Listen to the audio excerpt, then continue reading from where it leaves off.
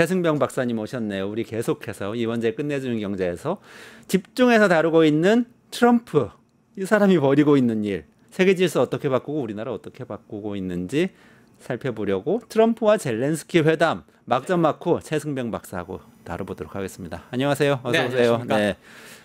이게 일종의 푸틴하고 트럼프하고 알래스카에서 만난 게 세계의 회담처럼 된 거예요. 그렇죠? 네네. 그 6년 만에 만났다고 했나요? 네, 오랜만에 만났는데. 오랜만에 만났죠. 그 다음에 후속 회담이 그때 그게 금요일 밤에 우리 시간으로 만난 다음에 보도를 딱 보니까 그 다음에 바로 직후에 젤렌스키 우크라이나 대통령이 바로 월요일 워싱턴 가겠다. 트럼프 맞습니다. 만나겠다. 그래서 성사됐고 근데 유럽 정상들이 우르르 따라가가지고 그 회담까지 끝난 거죠. 그게 몇 시간 전이죠. 네네, 맞습니다.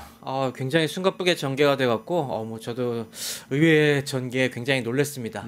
일단 현지 시간으로 8월 15일이었죠. 알래스카 회담에서 사실 많은 사람들이 걱정했지 않습니까? 아무래도 트럼프가 겉으로는 막 큰 소리 치지만은 유난히 푸틴 앞에선 좀 약한 모습을 보이기 맞아요. 때문에 네. 이번에도 뭔가 좀 약간 불안불안했었는데 아니나 다를까 이번에 조금 불안한 모습을 보였어요. 강경한 발언은 정작 못하고 러시아가 계속 요구하던 것 지금 전쟁에서 러시아가 요구하는 게 우리가 원래 주장하던 돈바스를 내놔라. 돈바스를 다 그렇죠. 내놓으면 네. 다른 데를 좀 양보해서 전쟁을 끝낼 수도 있다. 이런 식으로 얘기하니까 트럼프가 내가 그 안대로 한번 젤렌스키랑 잘 얘기해 보겠다. 또 이런 식으로 나와서 네. 완전히 이것도 페이스에 말린 거 아닌가 하는 우려가 있었죠. 그래갖고 곧장 말씀하신 대로 젤렌스키가 불려 소환을 당하니까 다들 거기서 또 왜 지난 2월달에 맞아요. 기억나시죠?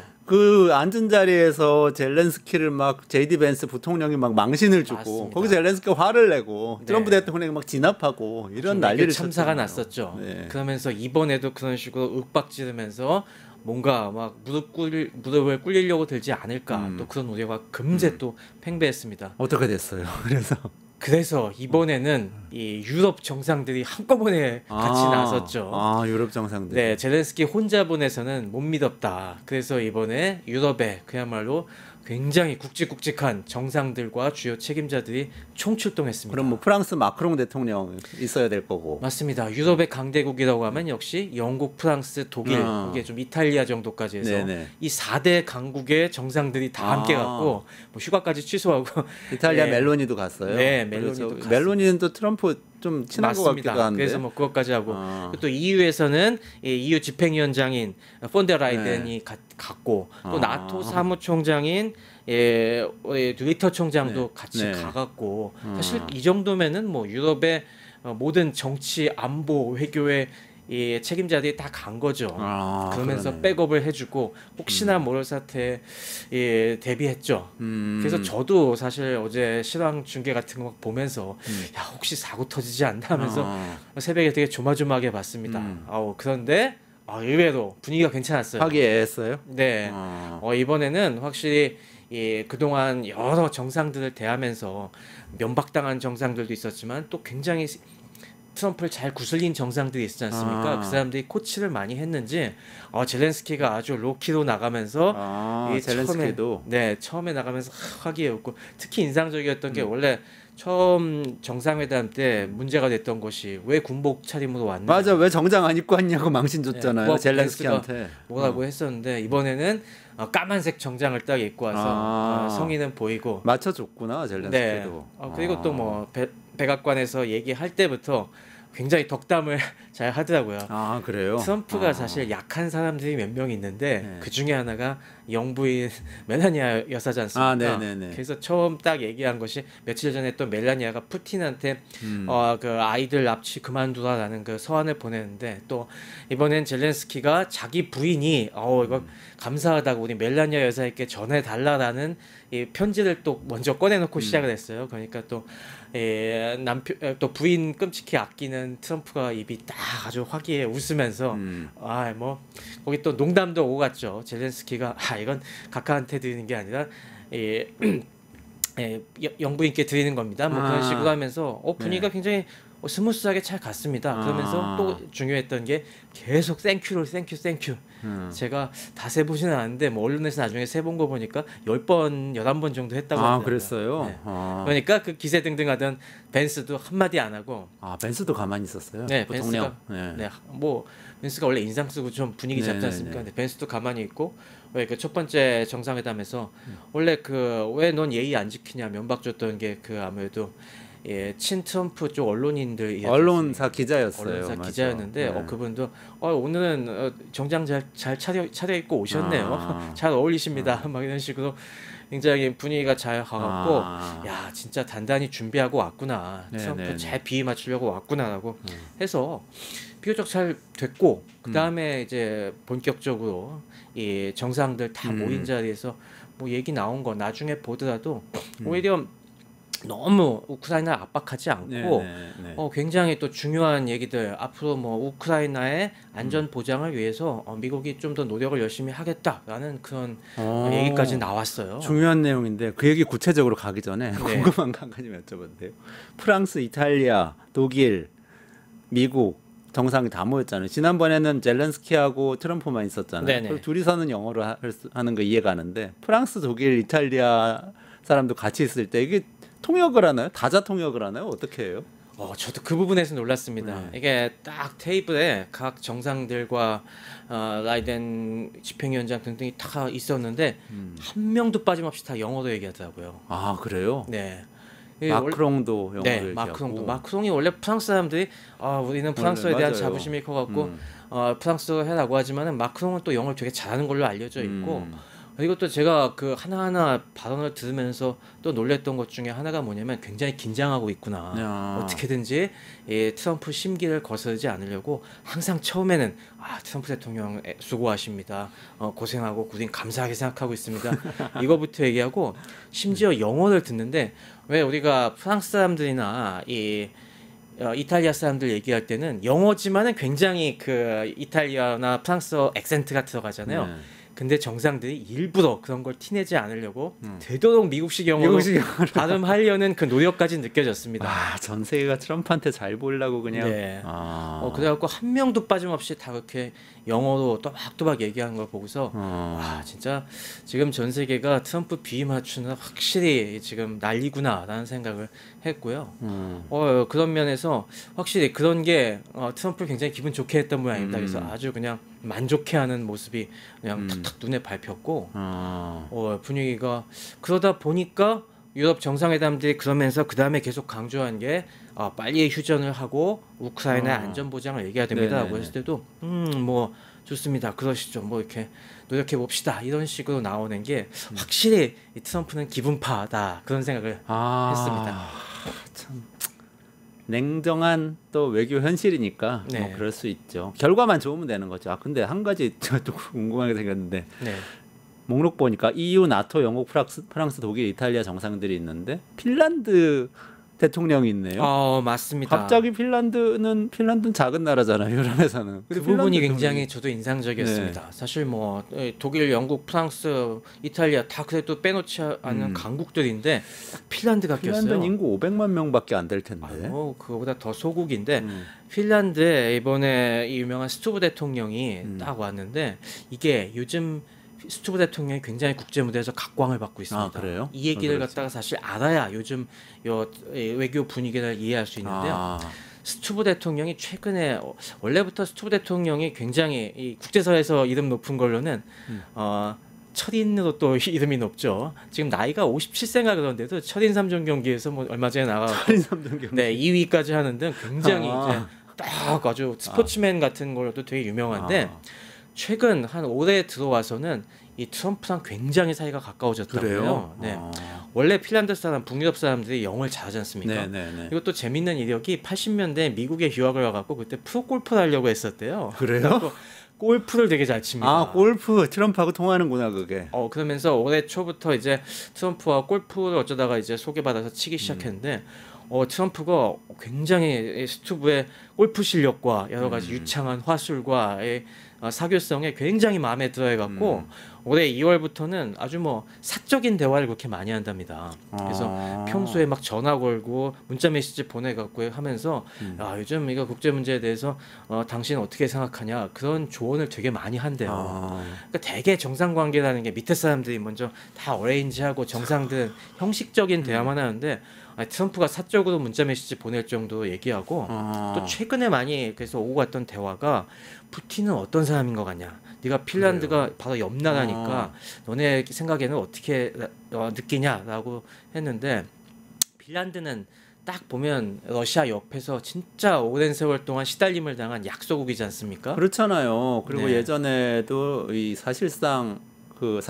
점령을 당한 거죠. 사실상 반속국 정도가 된 네, 오랫동안 속국으로 있었죠. 네. 원래 핀란드의 역사가 양대 강국 옆에 스웨덴과 러시아 사이에 끼어갔고 원래는 스웨덴 집에 오래 봤다가 스웨덴이 약해지니까 나폴레옹 시대쯤에 그다음에 러시아가 속국으로 딱 먹어치웠죠. 그러면서 굉장히 오랜 세월 동안 또 치하에 있었다가 이 러시아 혁명 당시에 20세기 초에야 겨우 독립을 했는데 그러니까 유럽 대륙의 북쪽을 보면 러시아하고 딱 맞닿은 데가 폴란드가 있고 그 위에 핀란드가 국경을 맞대고 폴란드가 있죠. 있고 그 위에 이제 발트삼국이 있고 에스토니아, 리투아니아 이런 데 네, 라트비아 그리고 제일 위에가 핀란드가 있고 핀란드는 정말 아주 참 우리가 많이 공감할 수 있는 비운의 역사를 가졌죠. 그러면서 가깝게는 스탈린 시대에 그 당시 원래 핀란드가 독립한 다음에 바로 그 상트페테르부르크 옆까지 국경을 맞대고 있었는데 너무 가깝다고 해서 그 다음에 스탈린이 침공을 했죠. 그래서 유명한 겨울 전쟁, 계속 전쟁.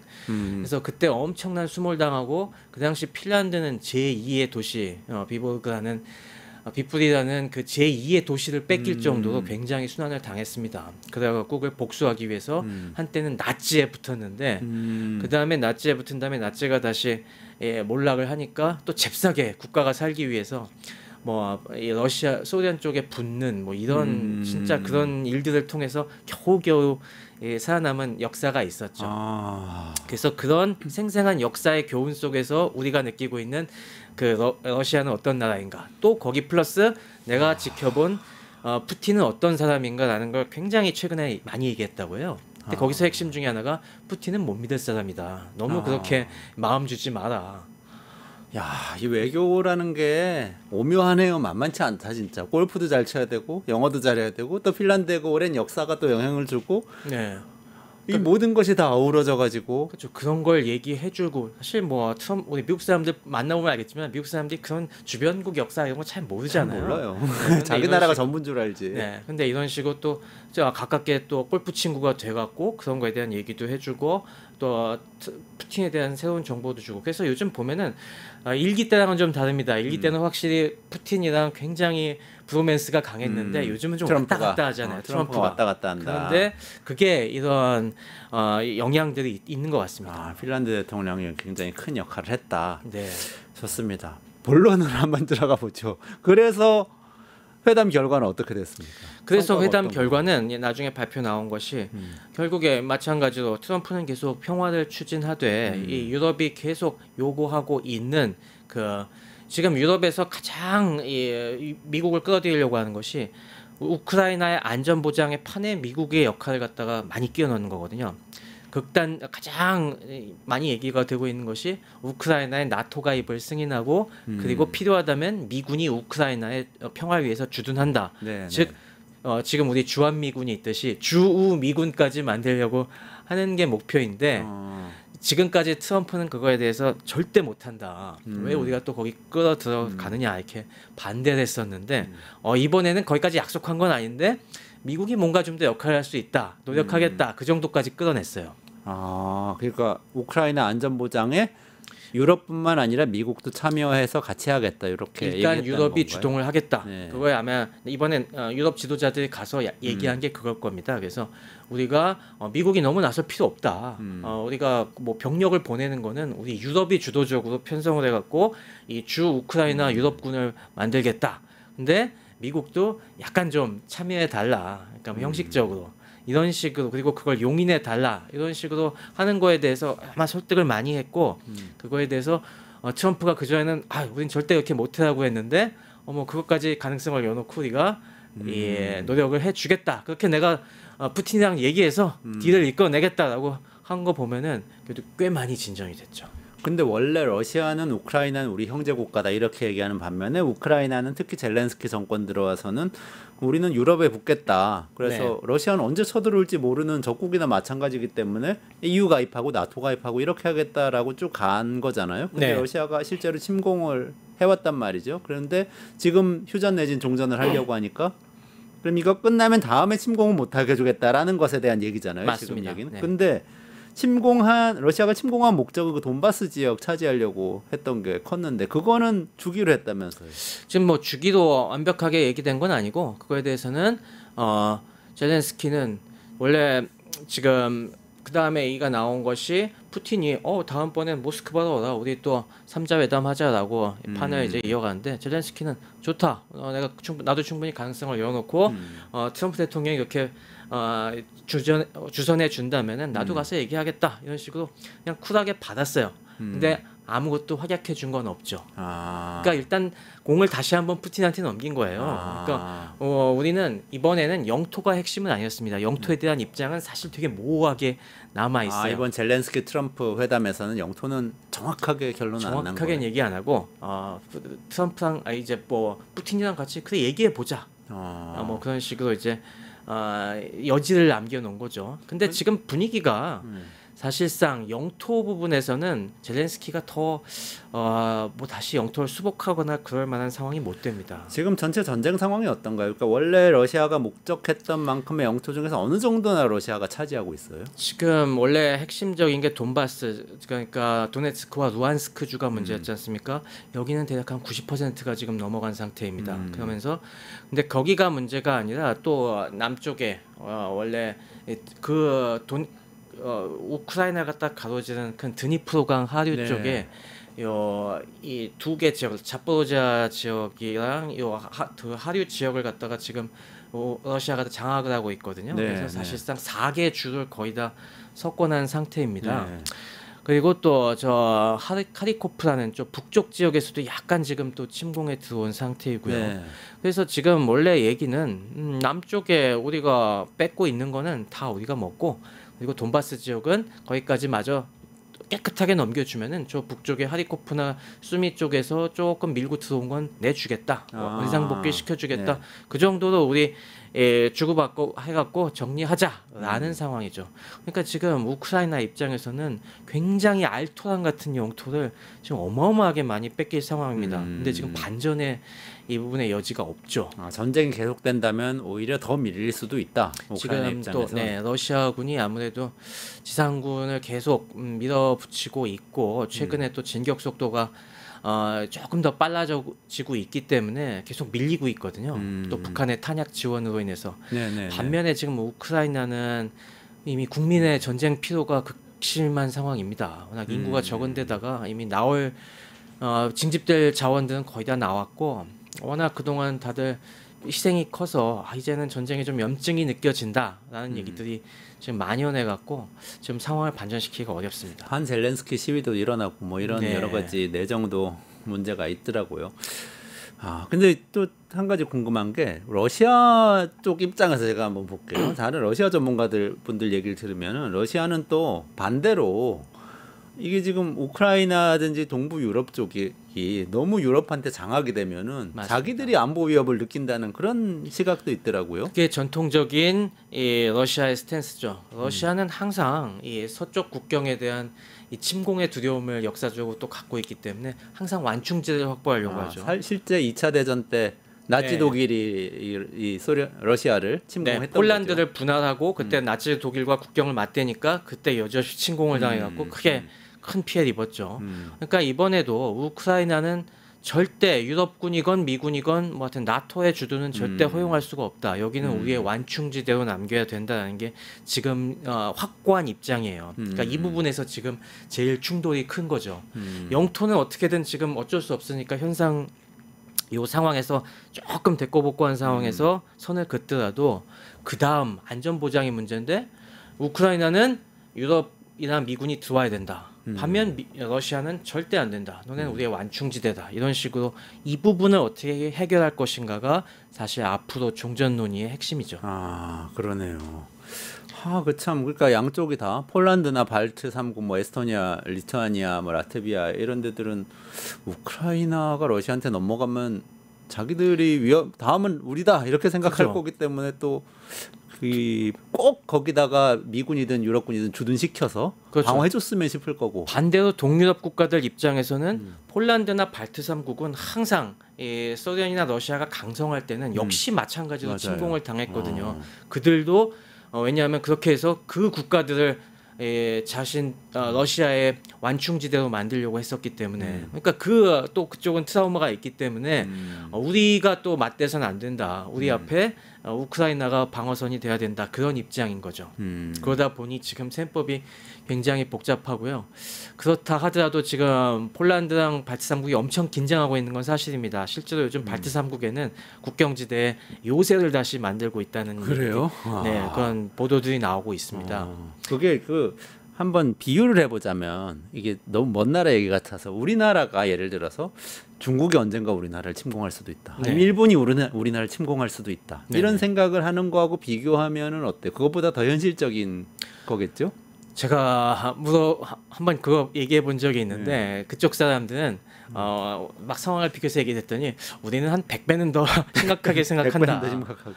그러니까 이게 당장의 위험이다. 네, 한번 20년 전에는 그게 잠시 좀 그 위험이 낮아지게, 그러니까 러시아가 좀 힘이 없을 때는 그 위협이 좀 낮아진 적이 있었는데 최근 들어서는 엄청나게, 그러니까 항상 과거사에 대한 트라우마가 한때 잊혀지다가도 갑자기 사이가 안 좋고 만약에 호전적인 지도자가 나서면은 지금도 갑자기 만약에 중국이나 일본에 굉장히 호전적인 이런 지도자가 나타나고 막 실제로 전쟁까지 일으키는 경험이 있으면은 우리도 그런 옛날에 중국의 침공을 당한 경험, 일본의 침공을 당한 경험이 확 올라가지 않겠습니까? 임진왜란, 병자호란 뭐 임진왜란, 병자호란 계속 소환되는 거죠.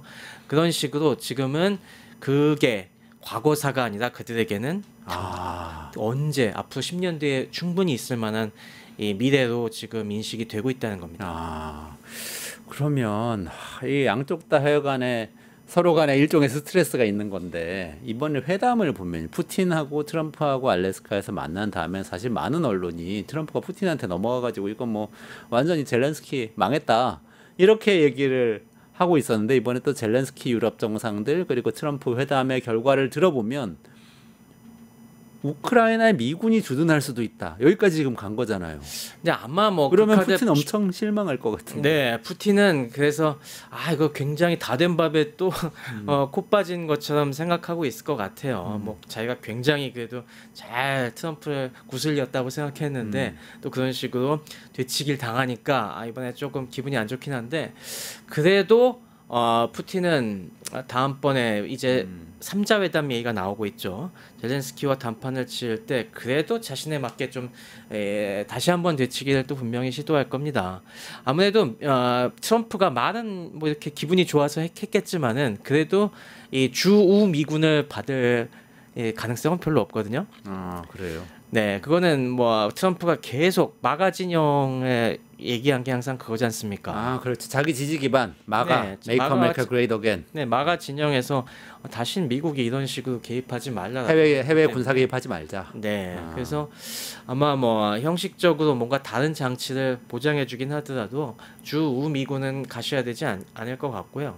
다만 지금 상황을 봤을 때 워낙 유럽의 태도도 완강하기 때문에 유럽이 어떤 형식으로든 파병을 하게 되는 선으로 가지는 않을까 저는 그런 생각을 하고 있습니다. 다만 이게 러시아의 입장도 있으니 러시아 국경 가까운 곳은 배치하지 않고 이를테면 우크라이나의 이 서부 쪽에 배치해 놓고 있다가 유사시에 언제든지 전진 배치될 수 있다 뭐 이런 식의 뭔가 좀 더 타협이 이루어지지 않을까 그런 생각을 하고 있어요. 궁극적으로는.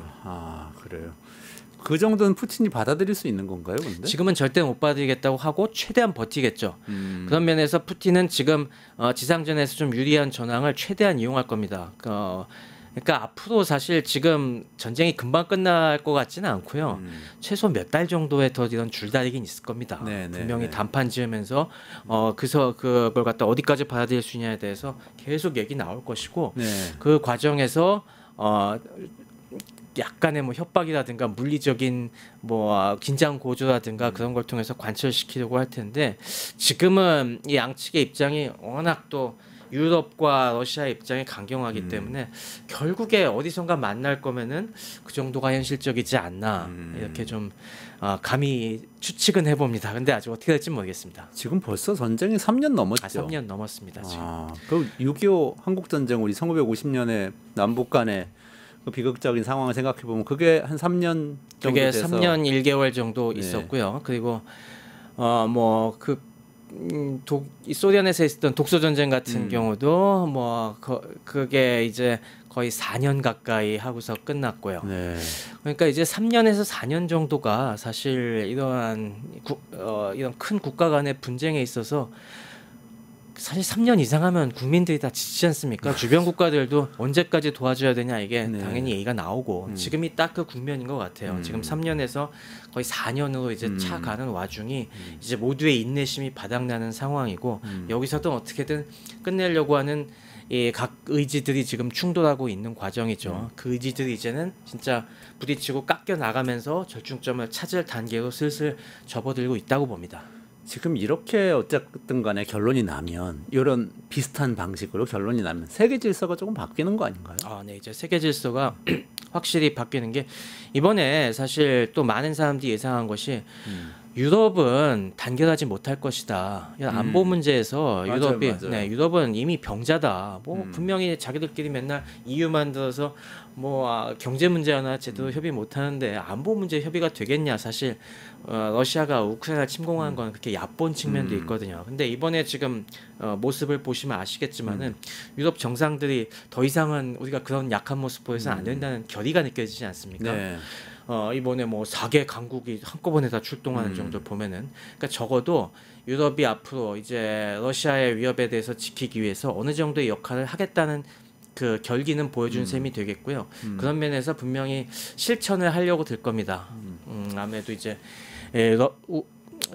속도는 굉장히 느리겠지만은 유럽의 어느 정도 재군비는 이제 예정된 수순으로 흘러갈 것이고 재무장을 이제 다시 군비 확충을 할 거다. 군비 확충을 할 것이고 그렇게 되면은 뭐 원컨 원치 않건 당분간 러시아 벨라루스를 위시한 이쪽 권위주의 진영과 서방의 갈등이 꽤 오래 이어질 수밖에 없는 구도이죠.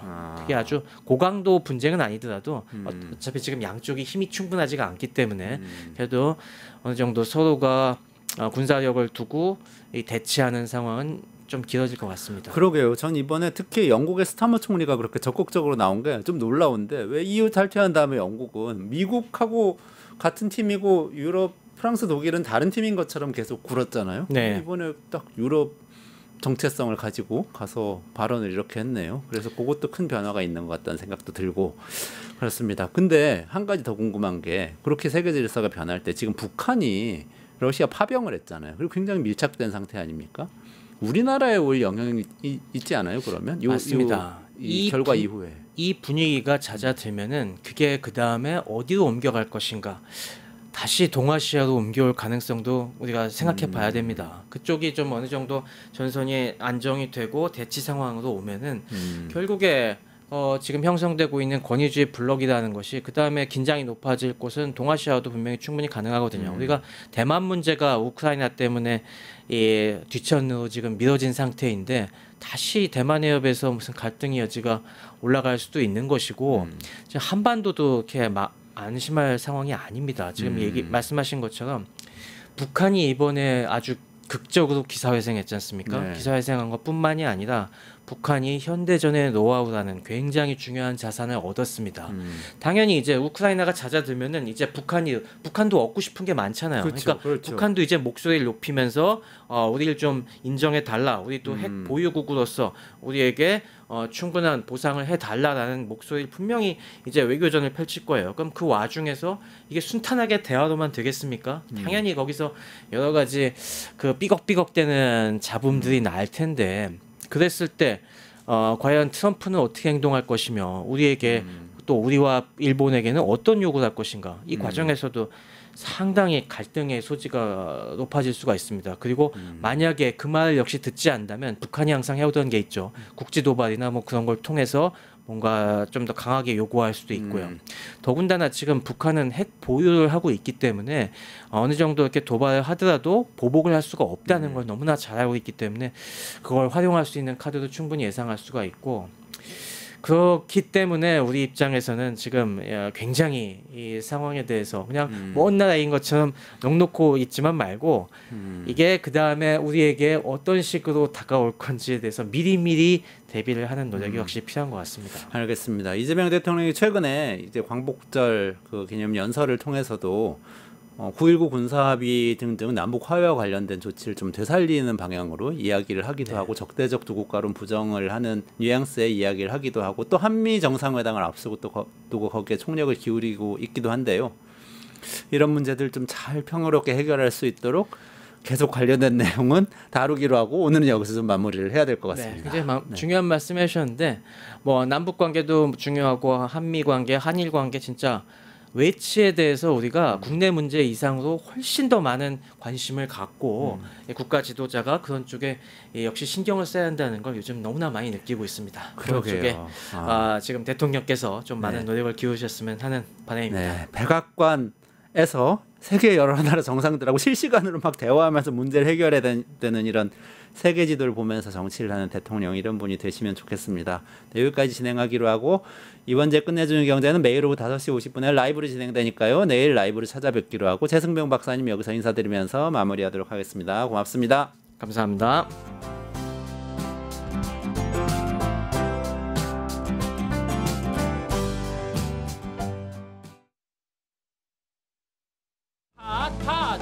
증권봉합.